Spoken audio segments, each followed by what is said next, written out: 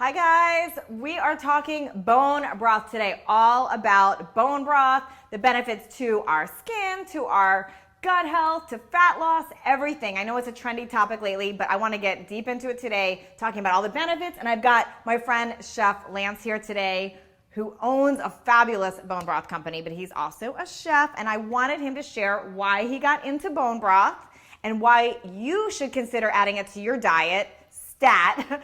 And for those of you that don't know me or that are new to my platforms, I'm Natalie Jill. I'm a licensed master sports nutritionist and a functional fitness trainer. And what I do is I simplify fat loss and exercise for people like you.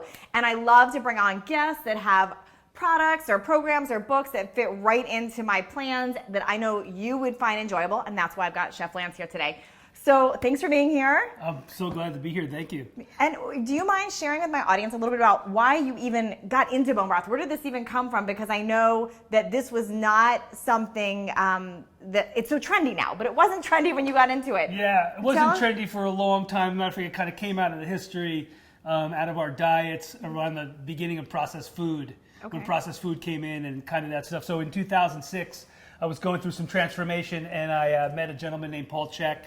Here in Vista, and he introduced me to the Weston A. Price Foundation and this book, Nourishing Traditions, and said, Chef, if you're going to cook for my people, you're going to cook from this book, and you're going to do real food for my folks, and you're going to eat real healthy food. And had you heard of bone broth at the time? Do you know what this was? Well, you know, I've been a classically trained chef. I've been a chef for 29 years. So I started way back when, and I was classically trained in stock making, sauces, all of which is awesome for broth. So a little difference for your audience. Stock is more of always get this question. Stock is always something that is made for cooking, and broth is made for sipping and for drinking. Okay. And so usually adds a little more meat, a little more flavor. With bone broth in particular, it's cooked a certain amount of time. So stocks can be cooked short, but our meat broth, our bone broths are cooked 18 hours for chicken.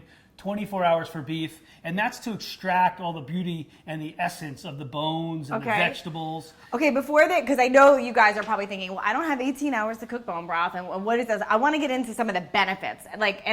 He's 95 and he looks I'm just kidding, he's not 95. But let's talk about the benefits, because there's so many of them, and I can tell you I feel so much different since I started adding bone broth to my diet. So share some of those. Sure, absolutely. Well, like I said, a little bit back in 2008, we took out bonebroth.com, and that's kind of, we got started on that. And one of the things was the benefits for GI health. So the mission statement at bonebroth.com is to heal the planet one GI tract at a time. And as a sports nutritionist, you know that the GI tract is the center for the immune system. So I created this trademark right here. Broth is good for you, promotes a healthier you, 2008, because it's synergistically, bone broth synergistically helps all of the things you're doing. It's not one single protocol that's going to, bone broth is not a panacea, it's not a fix-all, it's not a simple fix. It's part of proper hydration, regular exercise, mental, emotional health, those type of things. So it fits right into that protocol. But the main thing, as Louise Hay and Heather Dane have said in their book, the big deal is collagen. Okay. And the thing about collagen, we're going to talk a little bit about bone broth, and the B in bone stands for bioavailability. And bioavailability is what you get from food. Yes. Food. Our bodies are molecular. Paul Chek sat there with a cup and said, this is hitting me at a molecular level, because our body understands what food is, what energy comes from the food, the energy exchange. And so there's three types of collagen, and what happens in bone broth, simmering right here in the pot, is simply you get all three types, because you have all the different bones, ligaments, cartilage, and the feet, all those different things. We're going to make it a little later, but the point being is you have type 1, type 2, and type 3, all bioavailable in a cup of bone broth, whether it be beef or chicken or another kind of animal or duck or whatever you're making, but typically beef and chicken for the main two. And so that's the main thing, and then the collagen is the building block of your body. So I know a lot of people, in the cosmetic industry, they'll inject collagen and stuff, but this is, you're eating it, which is building things from the inside out. So it's helping with your joints, it's helping with your skin elasticity, it's helping with your gut health. So many things when you actually are eating it. Correct. And again, the other thing you get is a meal. Yeah, I'm You get drinking it right now, by the way. You get Yum. this satiating, delicious feeling. You get this warm, delicious cup of bone broth that you have in your hand. You have sort of an experience. Yeah, and people are calling this liquid gold lately. That's like, this is... Liquid gold. And this is the liquid gold right here. The stuff that's actually been simmered for 18 hours and you drink it. This is just a tiny bit of salt in there, and it's got beautiful mouthfeel, delicious. Our broth has 10 grams of protein per cup on the chicken, 11 to 12 on the beef. awesome. And so you got like a protein supplement as well. So some of the other things too, like you were saying about skin health, so the collagen helps with the skin health, hair, nails are helpful, so if you're that kind of thing, but also with the vegetables that we use, you get electrolytes. So we have a really, for your athletic, I mean, you're a fitness guru at this point, and I think for your fitness fans out there, and everyone's a fitness fan of yours, it's a great replenisher. There was a recent article written by Ben Greenfield in the Weston A. Price Journal, and one of his go-to ancient was about ancient wisdom, was the fact that you add bone broth as after your fitness exercise, or even before. The same way someone would add like BCAAs. They're doing it with bone broth though. They're getting right, exactly. It's sort of, and then you've got the other benefits. Amino acids. So there's lots of amino acids and minerals. And again, the main thing about all of that is it's a complex. Okay. It's not an isolated mineral. It's not an isolated amino acid. Yeah. And they call them glucosaminoGlycans, which are the glycogens or something like that. They're called GAGs in short, but those are the glucosamine, hyaluronic acid. Okay. Those are the things that you find for joint health. Okay. So you're going to get definite benefit to your joints, fingers, arthritis. They have a lot of recovery with arthritis. So those are some of the big benefits. Yeah, and that's a big reason I turned to bone broth was for joint pain, for hip, back, all of that, and it definitely makes a difference. Okay, so talk about how somebody would make it, and then I'm not making anything in my kitchen that involves chicken feet. I just can't. I want to pretend that my bone broth grows on trees. So I want to tell for you guys listening, because some of you do want to make it. How do we make it? And if we don't want to make it, where do we get it? Exactly. Okay. Well, I'm going to just pour this out here. This is just some bones I brought today from our mixture of bones. And we can go through them, but you can see in here there's going to be feet. This is a chicken broth as well, not a beef broth. One of the differences, Natalie, with beef broth is you roast the bones ahead of time. And we do use a mix of bones. So in here we've got feet, we've got carcass, what they call frames, the top part, which again is really nice because this is this beautiful piece of collagen right there, or it's a cartilage, connective tissue, and that will melt when we cook the bone broth. So literally what we have is a cacophony of different things, and then we're going to finish with this. So over here, a couple of things we're going to use. We're going to use carrots, celery, onions, and ginger. The main thing, again, for your audience, the O in bone broth is for organic. Okay. So whenever you start making bone broth, you're going to simmer for a long time. You're going to want to make sure you use organic vegetables, organic chickens, preferably verified non-GMO like ours, which is a really important characteristic right now. And then really good water. This is Palabar Mountain spring water. So we use spring water at bonebroth.com. It's really important to us. My mission is to heal the planet one GI tract at a time, and we're talking about a healing protocol. This simmers for 18 hours, and again, there's, that's one of the ingredients you want to look for. Yes. Ours is, again, we're branding with them, and we love that they're right up here in about an hour from here in San Diego. So what we're going to do, we got the bones. So the first thing we do is we're going to cover the bones with water. This is just a gallon, and we don't have 18 hours to simmer it, but we want to cover the bones once they've been rinsed. And we're going to cover them with water. That was a gallon. That's about 3 to 4 pounds of bone broth, 3 to 4 pounds of bones. We're going to put a little splash of apple cider vinegar in there, about two ounces maybe for this much bone broth. And what we would do, again, this is just going to be the process, speed it up. This would come to a simmer, and we would skim the scum. Okay. And what they call, that's a skimming process. And then we would add chopped vegetables. So over here, we're just going to chop some carrots, celery, onions. So a little prep with that, because you don't need to really, you're just using them for the stock, so you don't have to shred the carrots or everything is washed. Everything is always washed. So you don't, you want to use the skins. The onion skins actually add a lot of a lot of color and flavor, and you can even put them in bigger than that because they're going to be in there for a long time. We do take the not so nice parts off, leave them out, and you can just put those in there. We're not going to cook this now. We want to take the organic sticker off there, but again, we want to keep the skins in there. Okay. This is going to, I take the little butt end off, might be some dirt in there.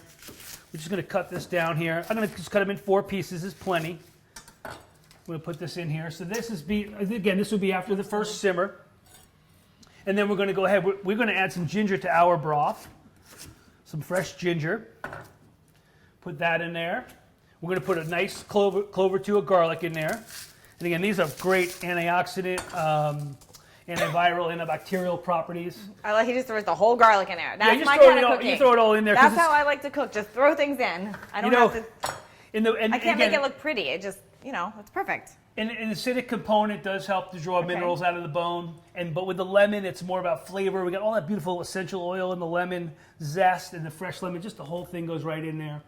So the only thing missing for this pot is going to be some peppercorns and bay leaves. And, it really depends. So at the end, now that would go. We'd end up with this at about 18 hours. Okay. So you're going to see how this is just really melted down. You can see that all the bones, you got the wing tips, everything in there. Wow. The feet are just falling apart. Basically, we just mush them down. We end up with a bowl of mush. The carrots are mushy. And then at the very end, about 15 minutes before the end, we take fresh parsley. We just plunge it right in there. Beautiful fresh parsley in there. And then we're going to take some fresh thyme and put it in there as well. And we're going to let that thyme and parsley simmer for about 15 minutes. Okay.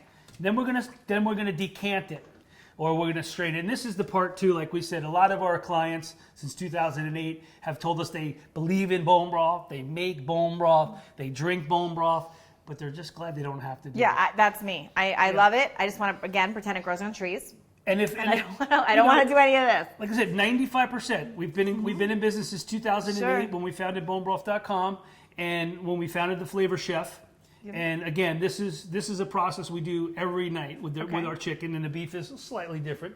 But But I will say, it's especially people that are like, if you think about it, when we're eating, and I'm somebody who is mindful when I'm eating chicken or fish. Like I want to finish everything. I don't want to waste because I'm aware that was an animal. And so I like that we're then using the bones. We're using every part, and it makes me feel better to do that, to use every part. Part of the analogy was with the bone broth acronym was that that was part of the whole reason we did bone broth. Okay. And again, up until recently, all you could get was bone broth, and really, in essence, it was the caregiver. The caregiver in the household. This is a cultural, historical liquid. This is used in many cultures around the globe. Asian cultures, Caribbean cultures, South American cultures, Native American cultures, Mexican, wherever you go, there was always someone in the tribe, so to speak, or the family. They would, harvest the animal, and then they would say, what are we going to do? Well, let's put all these in a pot, bring it to a simmer, extract the final nutrients out of it, and then, of course, the rest would go back waste into the earth as well. Okay. So at that point, then you drink the delicious elixir.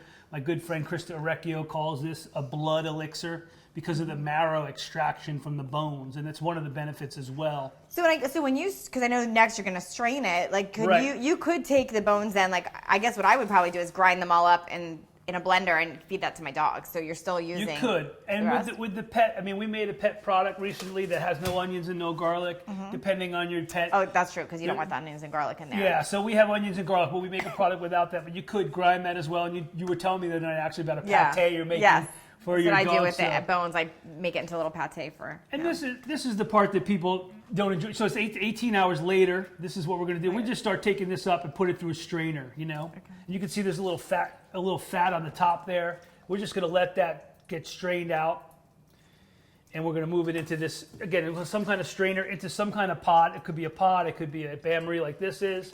And we're going to keep straining that, and then eventually, when we have it all out, and again, you'll see all those bones in there. You want to just kind of maybe squeeze those out. You can take a little tong when you get to the bottom of it, and you can just sort of squeeze out the rest of the liquid, and that would sort of knock out the last little bit of nutrients in there. Going to get the last little bit of flavor. So I'm the known as the Flavor Chef, and I have these little secrets and tips and tricks, and that's one of them. Let's get the last little bit out there. And then what we would do, Natalie, is take a nice little ball jar like this. It's already been through the fine mesh strainer. We'd simply fill up a ball jar or smaller jars and just fill this up. And I'm going to grab one from the fridge. Oh, that's awesome. So yeah, you're going to see what's going to happen. And I'm going to show you one I made yesterday. So we chilled this last night. And again, this is going to be the key for you folks out there shopping for bone broth, looking for a good bone broth company. And you can see how much fat is on there.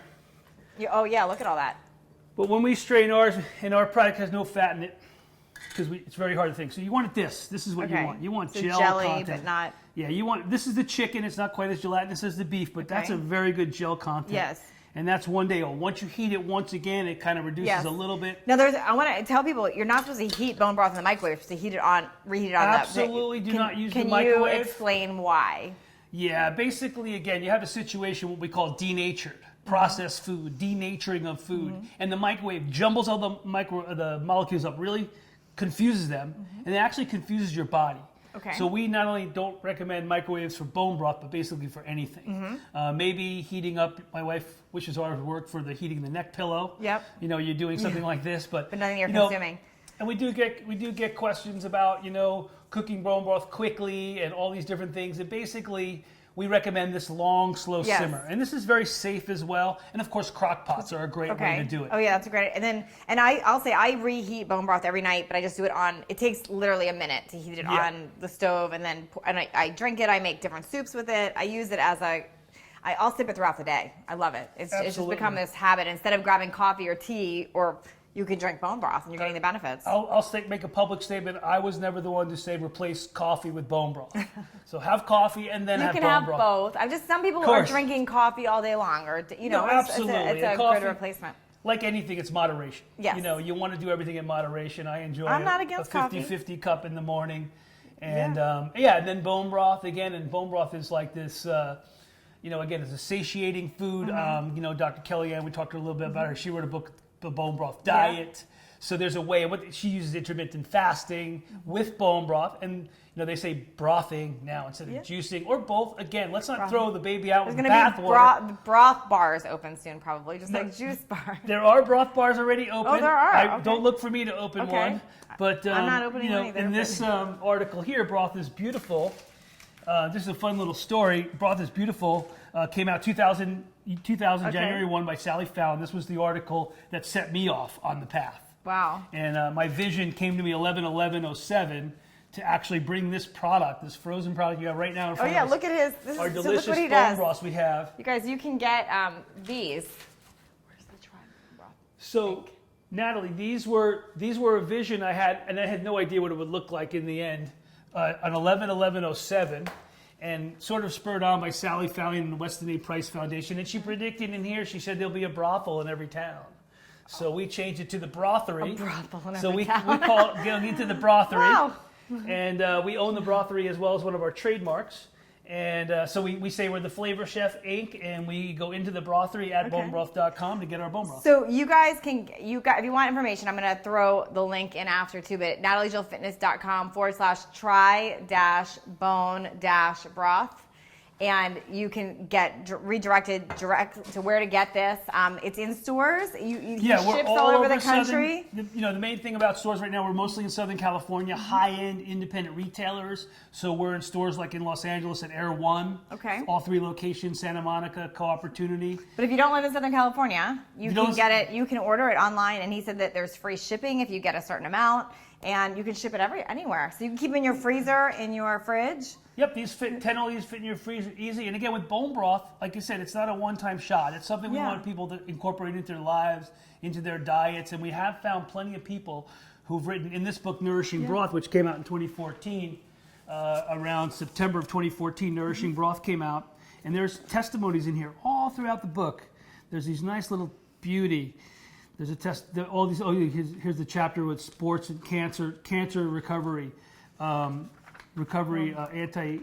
There's a thing over here. Well, what's interesting is people that say, like, you know, have chicken, the whole thing about having chicken soup when you're not feeling well, it really, that stemmed from bone broth, because just having chicken soup without the bone broth part is not the same benefit. It's all those nutrients you're getting from the bone broth that was healing that or helping you feel better. Yeah, and what Grandma was doing, Grandma was actually taking a whole chicken, usually maybe even some parts if she could get them from the butcher or wherever she had them from, definitely the feet, sometimes the head as well. And she was simmering that chicken, pulling the meat off to eat, simmering the bones. And then, like I said, it was really this, you know, the O was organic, the N was nourishment, the E was excellence and experience, and also energy. There was an energy exchange. There was a person in the home who said, I love you, and I want to feed you this product, this beautiful thing I made to help you get better. So it was really, that was where the vision came from for me to help, you know, how am I going to make an impact? Yeah. And as a chef, you know, I'd gone into my own business after 18 years of cooking and for other people.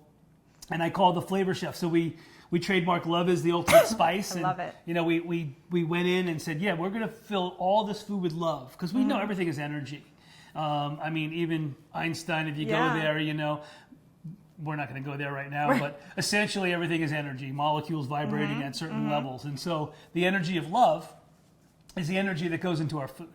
We do that with the Palmer Mountain Spring Water, with the Bones certified organic, with the certification organic too. And I wrote a note to talk about, like, some people, there's a lot of products out there that are, again, look for USDA certified organic. Those folks have done the work. I've done the work. It's not as hard as people say it is. The most important thing is that with that certification, you get no GMOs. No GMOs. And, so no genetically modified. Yeah, no, and that could be causing more of the problems than some of the things that they say are causing problems. So the broth itself, again, part of what we're in this movement as well is the basic broth, basic return of traditional healing. Love it. And this is awesome. I do have a question, because Sure. I do get questions sometimes, and I know somebody might be thinking, what if I'm a vegan? What if I'm a vegetarian? I don't want to have bone broth. And I've always said, well, unfortunately, plants don't have bones, but you actually have, and I have an option for that for vegans. Yeah, we have a delicious vegan broth. We are definitely working on the research on it. We have a mushroom component. And what are you using? Are you using seaweed? Or are you using? Yeah, we have a mushroom component, a seaweed component, kale, cauliflower, zucchini. Unless I'm mistaken, I'm assuming, from what I understand, that comes from the idea of, like, you get what fish are eating, or you get what they're eating, and you make the bone broth of that. Is that where the seaweed comes in play? Yeah, the seaweed has iodine component, and we're getting seaweed from Maine coast. So we're getting East Coast seaweed right now from Maine, wild harvested. And like I said, for us at bonebroth.com, it's, you know, we had a call for it. So we're sort of just we're using turmeric root, which of course is anti-everything, you know, anti-inflammatory, most importantly. Burdock root, which is a liver and heart cleanser or something like this. And so I want to work with nutritionists as well to figure out exactly what we want to put in there. But we have about 20 ingredients. That's awesome. And I love that you're being progressive and coming up with different options. And you started this before it became such a trendy thing. Yeah. I hope I will make sure I put links so you guys all know where to find. But I think his product is fabulous, whether you try to make it yourself or buy it like I'm doing. I'll put exactly where to find it. Yeah, we're all over San Diego County as well. So this is our beautiful chicken bone broth, certified organic, 10 grams of protein per serving. And last but not least, Grateful Dead approved. Awesome. Thanks, you guys, for chiming in. I'll make sure I answer questions later. Bye. Yeah. Take care. Wow. Let's see. We're